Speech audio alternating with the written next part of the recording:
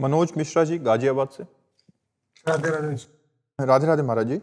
महाराज जी, यदि हम सभी मनुष्यों के जीवन का ध्येय प्रभु की भक्ति और प्रभु के दर्शन ही है, तो फिर उनसे मिलने का मार्ग इतना दुरूह क्यों है? भगवान अपने द्वारा रचित माया से स्वयं उनसे मिलने को कठिन क्यों बनाते हैं? हमें एक आर्मी की तैयारी करनी होती है तो उसको कितना मेहनत करना होता है। किसी भी पद में जाने के लिए उसकी ऊंचाई रखी गई है। नहीं, सबसे बड़ा परम पद है भगवान का। मान लो प्रधानमंत्री पद, अब सब कोई तो प्रधानमंत्री नहीं बन सकता है, ऐसे सब कोई भगवत प्राप्ति नहीं कर सकता है पक्का।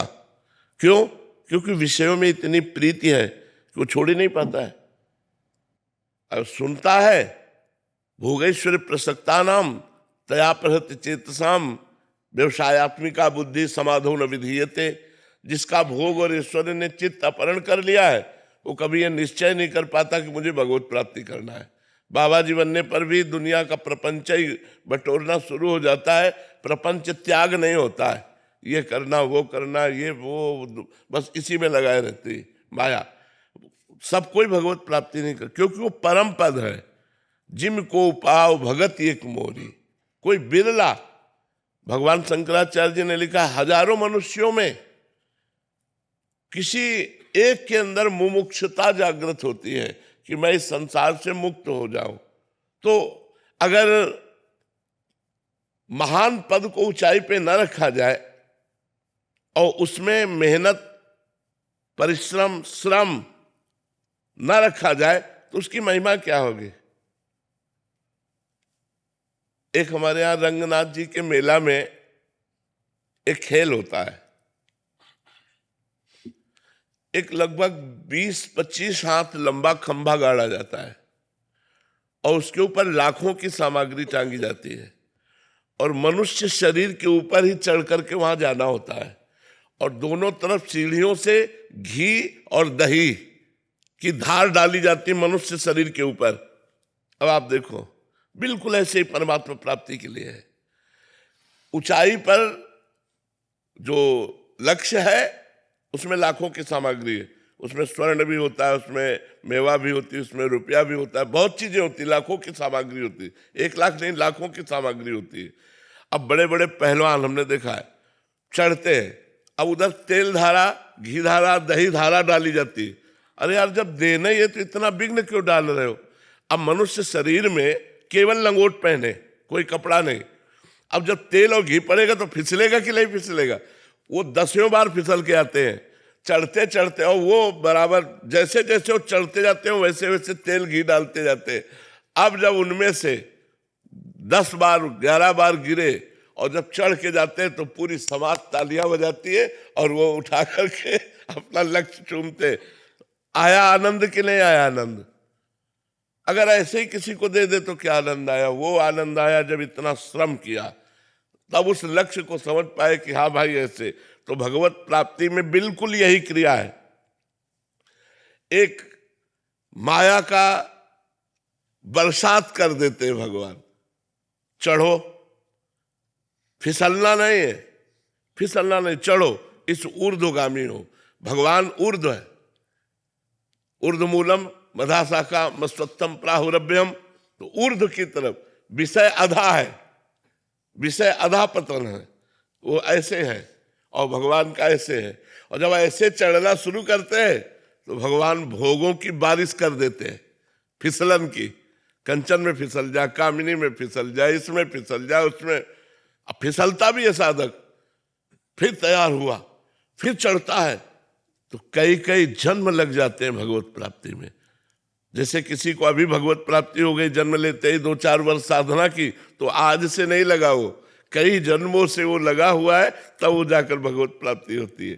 तो इसीलिए दुर्लभता में आनंद की सुलभता में तो भगवान ने माया का घूंघट काट लिया है। सबके बीच में सर्वत्र है, लेकिन माया का आवरण डाल लिया। अब इसीलिए भगवान की तरफ या तो कोई चल ही नहीं पाता, और कोई चलता है तो बड़ी कठिनता रख दी गई, और जो पार कर गया तो जयति जयति जगोच्चर है, सतरति सतरति सा लोकान तारयति, वो स्वयं तर जाता है, स्वयं तर जाता है, लोक के लोक को पावन कर सकता है, तभी जगत बंदनी वो महात्मा हो जाता है। संगस्त दुर्लभ हो, उसका दर्शन, उसका संग, उसका स्पर्श दुर्लभ बताया गया है, जो भगवत प्राप्त महात्मा है। तो भगवत प्राप्ति इसीलिए ऐसे गोल पे रखी गई इतनी कठिनता पे रखी गई है कि अगर आप पार कर लो तो फिर वो प्राप्त हो जाएगी। कठिनता है। अच्छा, कठिनता क्या है? हमारी कमजोरी, हम इंद्रियों के भोगों में फंस गए, हम स्वयं, बस उनका त्याग करना ही कठिनता है। अगर इंद्रियों के भोगों को त्याग कर दो तो परमात्मा आपके हृदय में है, बिना किसी साधन के स्फुरित होने लगे। हम बहिर्मुख हैं, इंद्रिय भोगों में मस्त हैं, नाना प्रकार की भोग विलासिता माया में उन्मत्त हो रहे हैं, इसलिए वो परमात्मा गुप्त हृदय में बैठा हुआ है। और आज हम भजन बल से इंद्रिय विलासिता को रोक दें तो स्फुरित हो जाए। वो स्फुरित हो रहे हैं, वो हमारे समीप ही, बिल्कुल इतने समीप है कि उनसे समीप कोई है ही नहीं। और सही पूछो तो समीपता भी दर्पण की भांति वर्णन है कि हाँ, दर्पण की भांति वर्णन है कि दर्पण है बीच में तो प्रतिबिंब दिखाई दे रहा, दो लग रहे, दर्पण खींच दो तो एक ही बचा।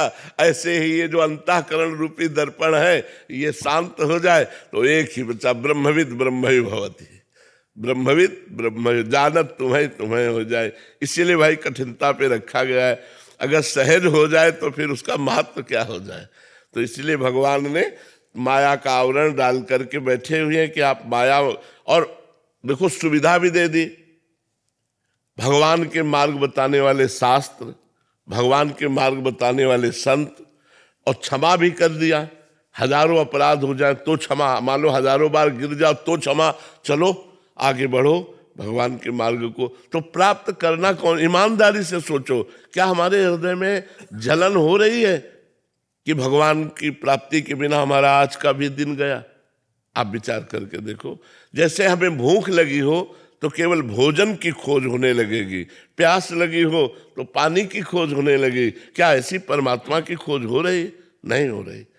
हम राजी हैं खा पी करके मौज मस्ती से ऐसे दो चार माला घुमा लिए, सत्संग सुन लिए, इस तरह का जीवन हम व्यतीत कर रहे हैं। ना कि हमारे अंदर ऐसा है, ना खान पान ते भावे है, ना कोमल वसन सुहावे है, सब विषय लगे ते खारा है, हरियासिक का मग न्यारा है, केवल मुझे भगवत प्राप्ति चाहिए, ऐसा तो नहीं है ना।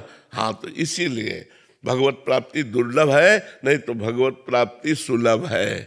क्या कठिनता है? भगवान मेरे हैं।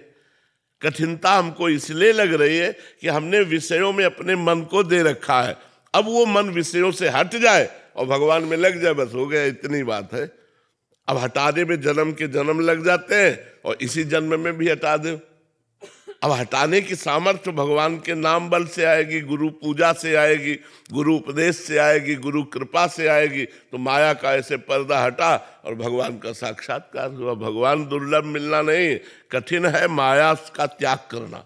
जहाँ विषयों में फंसे उनका त्याग करना कठिन है। वही कठिनता हमें भगवान की प्राप्ति में कठिनता दिखाई दे रही है।